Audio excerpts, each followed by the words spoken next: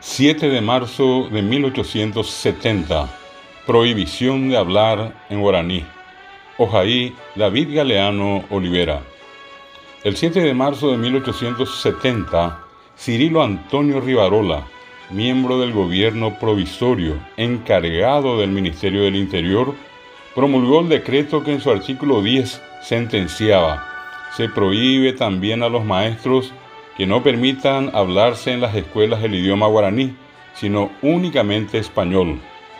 La Triple Alianza de entonces sabía del valor estratégico de la lengua guaraní para el Paraguay, y por eso, antes, durante y después, hicieron todo lo posible para destruir nuestro abañé. De la posguerra vienen los insultos verbales para los guaraní hablantes, tales como guarango, indio o campesino, o los castigos físicos como arrodillarse sobre sal gruesa, yuquire saguazú, o maíz molido, abatitupicuí, o recorrer el patio de la escuela diciendo: no voy a hablar más guaraní. El domingo 28 de febrero de 2021, a más de 150 años de aquel decreto, unos amigos de San Pedro y Canindeyú nos pasaron el audio en el cual una terrateniente agroempresaria brasileña prohibió a sus empleados en pleno territorio paraguayo hablar guaraní, aclarando que el guaraní no era de su interés y que a ella y su familia le bastaban el portugués y el castellano, amenazando a los guaraní hablantes con expulsarlos de sus trabajos para que busquen un patrón paraguayo con quien hablar en guaraní.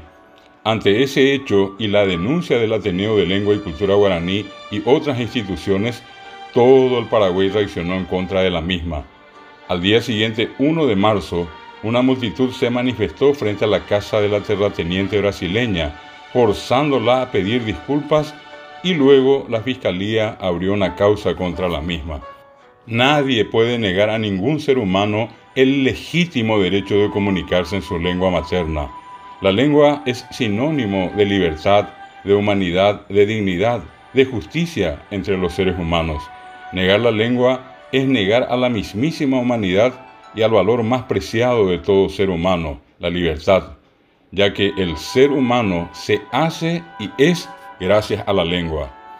A través de la lengua comunicamos nuestras alegrías, tristezas, nuestros anhelos, nuestros fracasos, nuestra historia o pasado, nuestro presente, y a través de la lengua expresamos nuestros proyectos para el futuro.